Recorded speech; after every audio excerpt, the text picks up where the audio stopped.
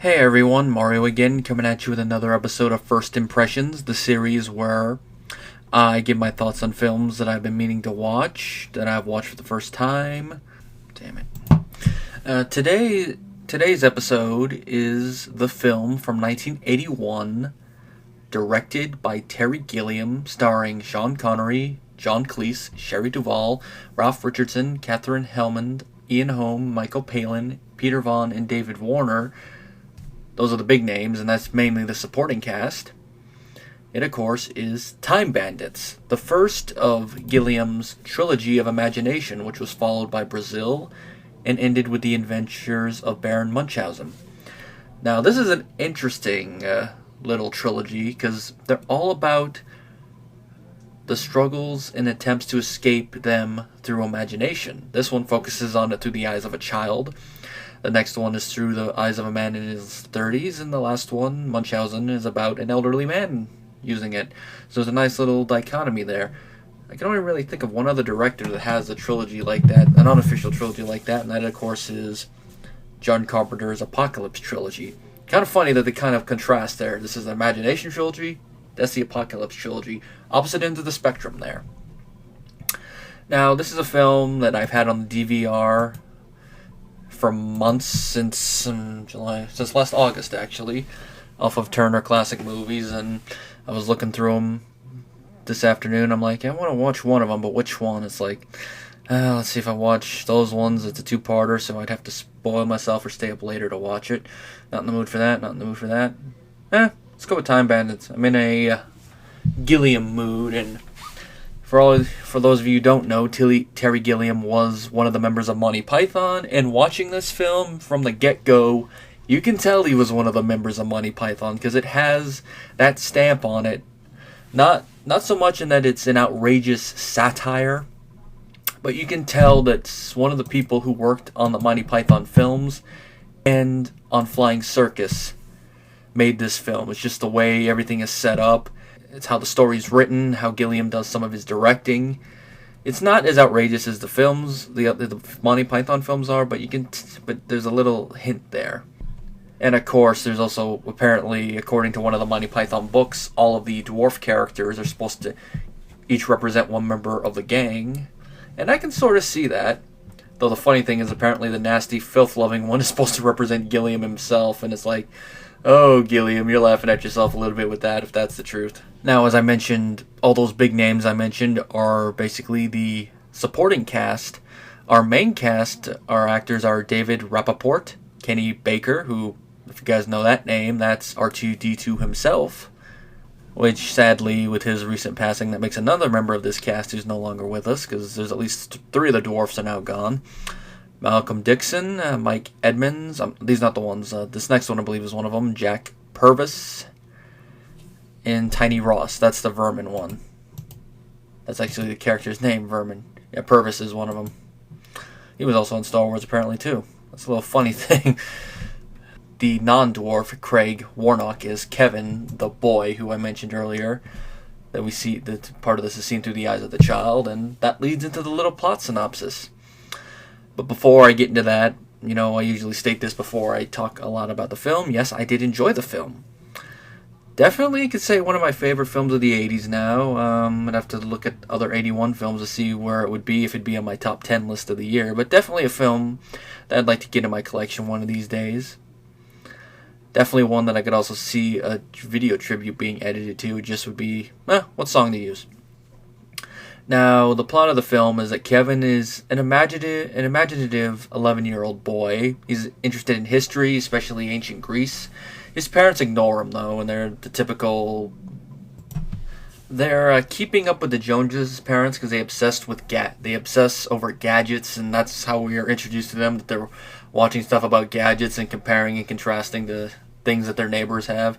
But they don't pay attention to their son. They ignore him, other than when it's bedtime. It's like, go to bed. If he makes noise, the father's like, I told you to be quiet. Well, one evening when he goes to bed, a knight comes out of his closet. It makes a lot of noise. His dad yells at him.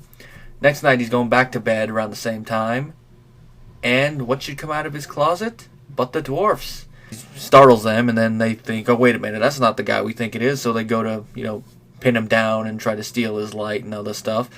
When all of a sudden, the Supreme Being, who is the movie's universe, which is this movie's version of God, appears. He's basically a floating head. Think Wizard of Oz-esque. And they try to escape. No, they don't try to. They escape, and they take Kevin with them, and they end up in the past. They skip through different time periods. They first start off in the Napoleonic era, where we have Ian Holm as Napoleon. And of course, he's not a midget, since it's Ian Holm. He wasn't that short, but they do height jokes where he's obsessed with short things, which is the obvious joke, but it fits what they're going for. Then they go back into ancient Greece to the era of King Agamemnon, who was played by Sean Connery. Then after that, they go to the RMS Titanic, which is a very short scene. And then, of course, they end up in the Age of Legends, which is where our main villain is. He is actually just called Evil, so it's, very simple name for a bad guy. Evil, kind of like Tim Curry's character in Legend, Darkness.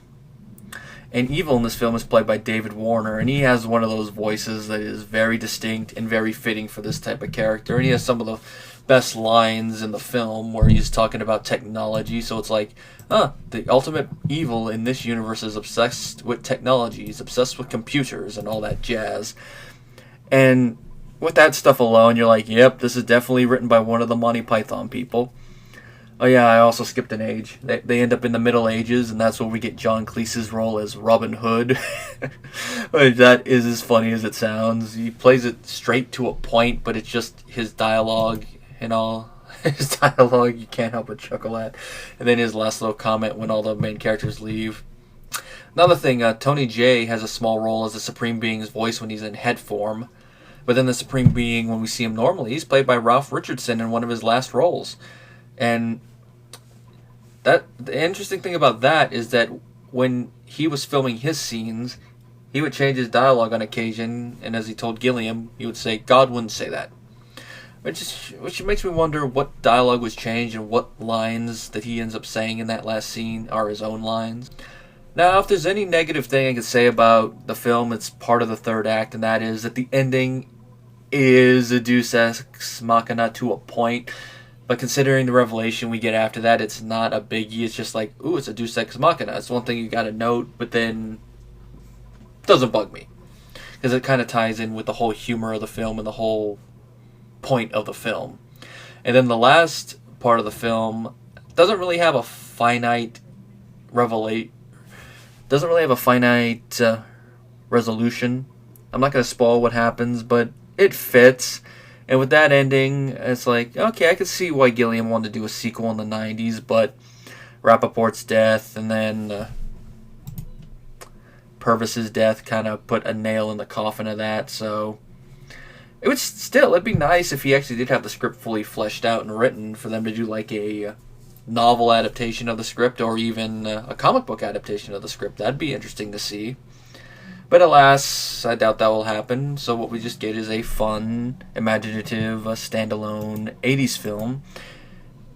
And it doesn't have the same vibe that some of the later 80s fantasy films probably do, but you can tell this is a fantasy film from the 80s. It has that vibe about it, and combined with the Monty Python silliness of Gilliam, and also Michael Palin, because he was one of the co-writers on this film. Him and Gilliam wrote it together. It's just Gilliam was the sole director. It makes for a fun, entertaining film. And this is something I didn't notice until reading this, but apparently George Harrison of the Beatles apparently did the end credit song, and apparently the lyrics for the song come from notes about Harrison concerning Gilliam's behavior directing the film, and I was reading that, it's like, that explains a lot, because listening to that song before I fast-forwarded to see if Turner Classic Movies had any endnotes after the film, it's like, alright, that explains it. And the film was a financial success. It made $40 million in the U.S., based on a $5 million budget, which reading that, it's like, this was made for $5 million early 80s dollars? I can see it to a point. What makes that even more astonishing is the fact they were able to get Sean Connery on a budget that small, but apparently in the original script, they have it written in the notes that when Agamemnon takes off his helmet, that he looks like Sean Connery or another actor of equal stature but cheaper. So I guess when Connery found out about that, he got a chuckle out of it, and he's like, I'll do the film. And Connery does add a touch of, how would I word this? I wouldn't say class, but he just adds a certain something to the film that's like, oh, we got Sean Connery in this film. So him and Warner kind of balance that out, and you got Home in there, so you got all those good all those high-class, those well-known actors in the little bit parts. Hey, even Shelley Duvall plays one of them, the character Pansy, but you just have him there. And Connery as Agamemnon, if I'm pronouncing this name correctly, I'm probably butchering it a little bit, but hey, I don't speak Greek. Agamemnon. Okay, there it is. It's one of those names. Try saying that 5 times fast.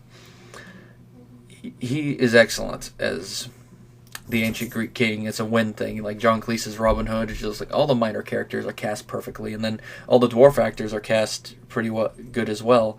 One little bit of trivia regarding them that I looked up is apparently Rappaport was a little bit of a prima donna on set, because apparently he thought he was cast for his acting ability over his height, and the rest of his co-stars did not like that, so for a certain scene in the film, they let him have it.